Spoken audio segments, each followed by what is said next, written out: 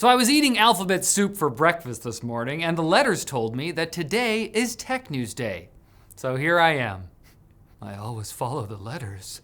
Mozilla has officially delivered on their promise of an AI kill switch for Firefox. Starting with Firefox version 148, scheduled for February 24th, users will find a new AI controls section in settings with a block AI enhancements toggle that nukes all current and future AI features from the browser. This comes after announcements late last year that Mozilla would be turning Firefox into a modern AI browser, prompting enraged AI haters the world over to flood online forums demanding these features be optional, even though it said right there in the blog post that they would be optional. All of this is happening amidst Mozilla's larger AI strategy, which is running counter to what most of the tech giants are doing. Mark Surman, president of the Mozilla Foundation, which owns the Mozilla Corporation, which makes Firefox, anyway, he says he's building a rebel alliance of startups and developers to take on the big tech AI empire. The goal is to make AI more open and trustworthy and build a mainstream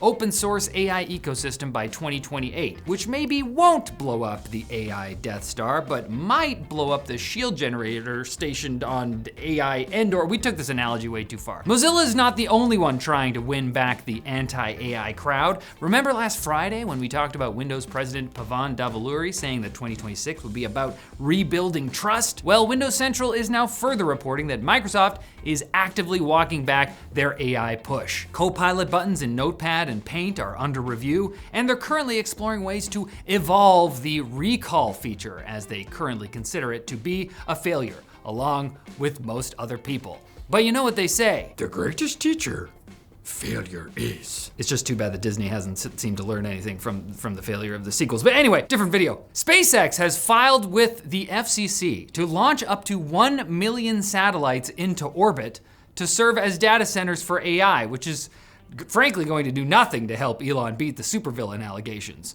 For context, there are currently only about 15,000 satellites circling Earth in total, and about 10,000 of those are already Starlink satellites. So this would be an incredibly reasonable 100 times increase, because according to the filing, it's a first step towards becoming a Kardashev 2 level civilization, which is evidently a civilization that can harness the sun's full power. You know, for some reason, I thought we were all worried about egg prices and inflation. I completely forgot we were supposed to be super focused on harnessing the sun's full power. But why data center satellites? Well, they would orbit between 500 and 2,000 kilometers up, communicate via lasers, and radiate heat into the vacuum of space instead of wreaking havoc on ground-based water systems, which will still happen, but not because of the new space-based data centers. This comes as Musk's SpaceX just announced it's acquiring xAI, which already absorbed Twitter, aka X,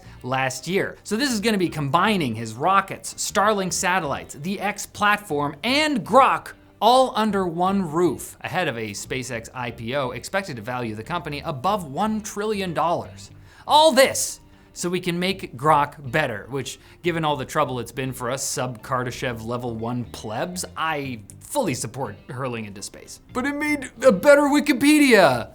Did it? Notepad++, the popular text editor, was compromised for the last 6 months of 2025, according to the app's developers and Rapid7, a cybersecurity firm who did a follow-up investigation. Apparently, Chinese state-affiliated hacker group Lotus Blossom compromised the hosting infrastructure behind Notepad++'s update system and selectively redirected certain targeted users to malicious servers. Not everyone, they just said, "F these users in particular."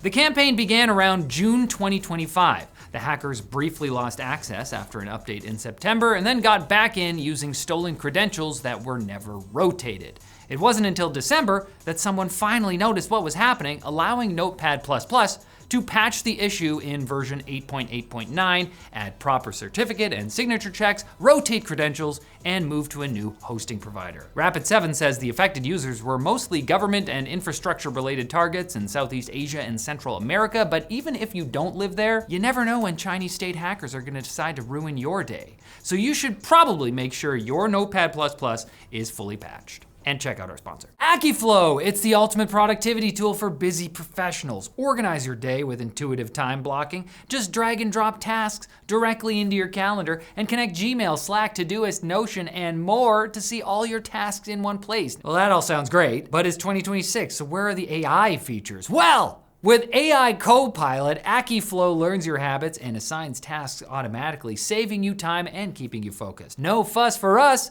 Plus, customize your workflow with color-coded projects, morning rituals, and AI-powered organization. Akiflow helps you stay in control, focused, and productive every day. So enhance your productivity today with Akiflow. Use our link below to get started. Sometimes I like to move the alphabet soup around with my spoon really, really fast and see what it spells. And one time it spelled quick bits. Kind of, if you kind of like turned, if you were like,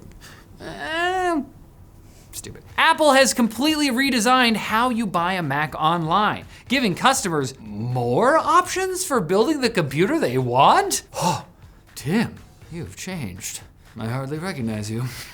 Instead of choosing from pre-configured models, you now build your machine component by component. Display, chip, memory, storage, even which power adapter you want. What company is this? Price and delivery time update in real time as you customize. Look, I'm just a CEO, standing in front of a customer, asking them to configure their own Mac. I love you, never leave. Not like Barbara did. Barbara! And in other surprisingly good Apple news, Apple is adding a new privacy toggle in iOS 26.3 that lets iPhone and iPad users limit how precisely cellular carriers can track their location. Instead of a street-level pin, networks may only see a rough area without hurting signal quality or emergency services. The catch is that it only works on newer devices and supported carriers, but hey, it's a start. Like, my carrier doesn't need to know that I went to McDonald's at 2 a.m. and then sell that info to advertisers who will serve me ads for late night drive-thrus that continues a vicious cycle because I'll keep going. I don't know, maybe we can get Tim Cook to just disable tracking altogether by bribing him with some Apple turnovers. My favorite, Amazon is tightening its reins on sideloading on Fire TV devices. After first slapping piracy apps with full screen warnings at launch, Amazon has now moved the roadblock earlier, showing an app installation blocked message for apps that are flagged as providing unlicensed content. The company says there are no exceptions and you are absolutely not able to get around it, which somebody's gonna take as a challenge. It pairs neatly with Amazon's plans for a new Fire TV operating system called Vega OS, which promises to block sideloading entirely. It's the feature users want. Guess now you can't promise your mom that the Shadow the Hedgehog app on your TV is definitely 100%, it's Netflix, it just looks different. Motorola just launched the new Moto G17, a budget phone that ships with the last generation Android 15 and, somewhat awkwardly, 0 promised Android OS upgrades. As some tech journalists recently discovered, EU rules that sounded like they require manufacturers to provide 5 years of updates actually contain a loophole in the form of a very big if. If a company chooses to provide updates for a device, then those updates must be available for 5 years. Motorola has simply chosen not to provide OS updates for the Moto G17. Easy. They have chosen to provide 2 years of security updates, which will, according to EU rules, remain available to download for 5 years after the phone leaves the market.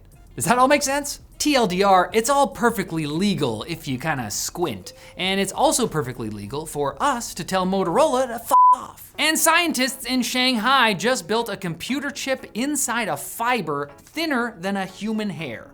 And it's absurdly tough. The team at Fudan University packed about 100,000 transistors per centimeter into a flexible strand that survives washing machines, extreme heat, and being crushed by 15.6 tons.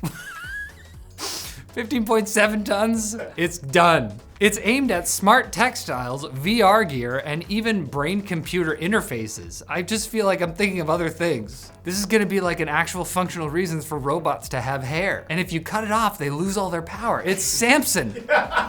But no matter what your hair looks like, I know you have the strength to return back here on Wednesday for more tech news. The soup says you'll be back. The soup doesn't lie, unlike the cake.